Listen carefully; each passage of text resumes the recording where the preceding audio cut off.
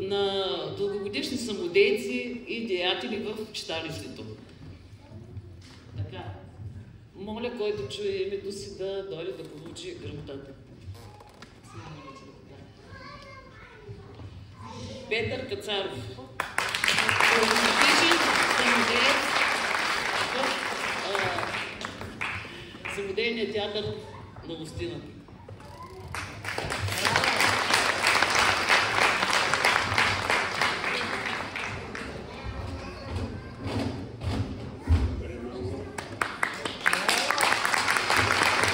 Тодор Балабанов.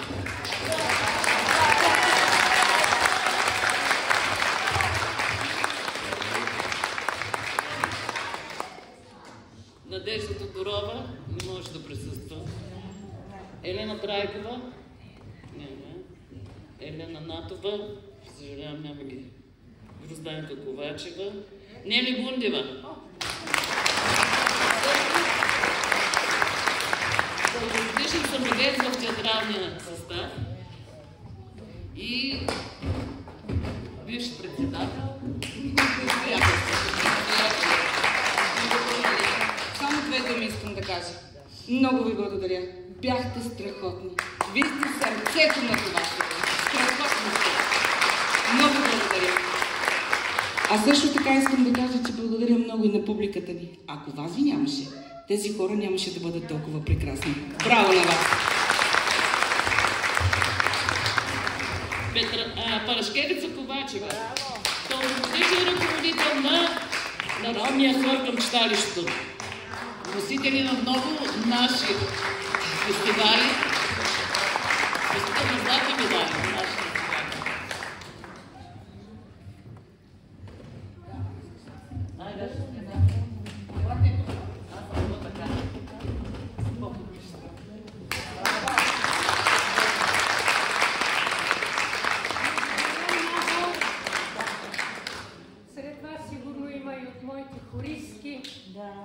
Които още 78 година сме основали, носителки на два златни медала от Първомай 84-та и 94-та година от Пазарджик, от последния, 7-я републикански фестивал. Благодаря на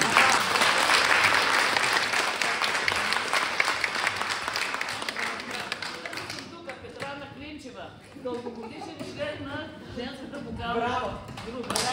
И театрален състав.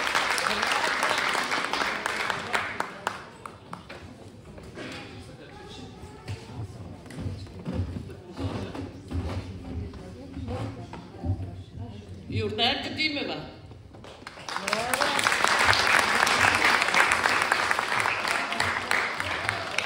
Дългогодишен участник в женската група и в театралната група. Катерина Велкова. Дългогодишен ръководител на женската вокална група.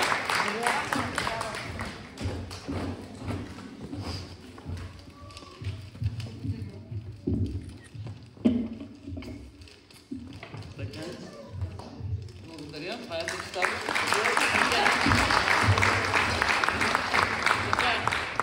Петя Гугова отсъства. Миглена Матева отсъства. Мария Василева. Ръководител в момента на двете женски вокални групи. Мария Василева тръгна, защото ако не се лъжа, има концерт. Добре. Даниела Минчева. И вече съвместна в театралния състав. Така. Ами, това са. Ако някой сме пропуснали, извинявайте на следващия юбилей. Казваме правото да му връчим. Така. Сега, има още. Така. Има ли поздравителен адрес? Добре. Добре. Заповядайте, това е за всички вас. Аз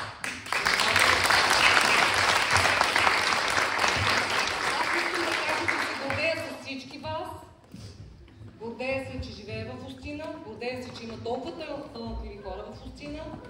Пожелавам още 120 години да предадем на нашето младо поколение какво е да си самодеец, какво е да обичаш читалище, какво е да обичаш култура, за да може и за напред да правим спектакли. Гордея се с вас.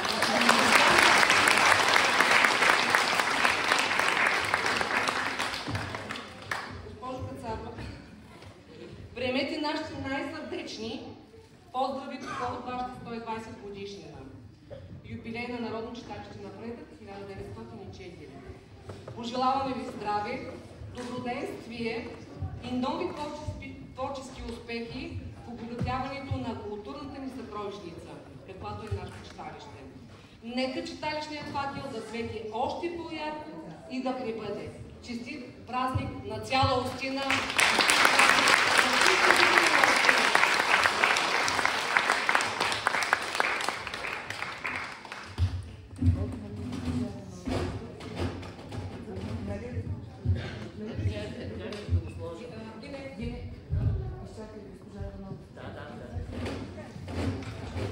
Госпожа Иванова, заместник кмет на община Родопи.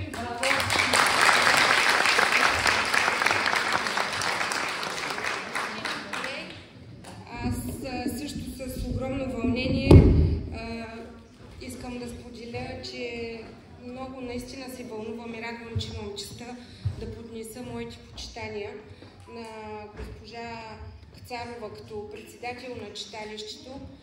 Трябва да знаете, че почти не пропускам събития в Устина и винаги оставам с толкова прекрасни впечатления. Чисто сърдечно ви казвам, няма село в нашата община, в което с такъв плам и жар да играят самодейците. Така добре подготвени постановки на детската градина, на читалището. Винаги е прекрасна, а публиката, нямам думи, толкова е сърдечна и така си подкрепя самодейците, че наистина нямат избор как да играят по друг начин. Казвам го от името на дългогодишен читалищен самодеец, така че всичко свързано с читалищната дейност ми е скъпо и при сърце. Поздравявам читалище Напредък с неговия 120 годишен юбилей. Желая още много по 120 да творят на тази сцена и много бъдещи поколения, защото читалищата са средищата на българския дух. Благодарение на тях България и българския корен е оцелял през вековете и ще продължава да го има, защото вижте, поколения след поколения наред играят, пресъздават сцени и творят. Да прибъде българщината.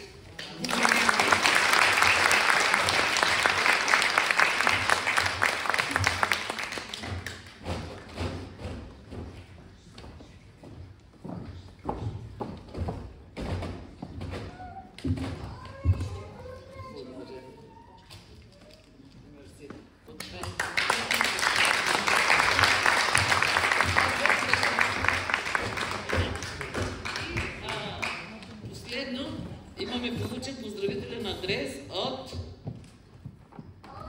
читалището град Перущица.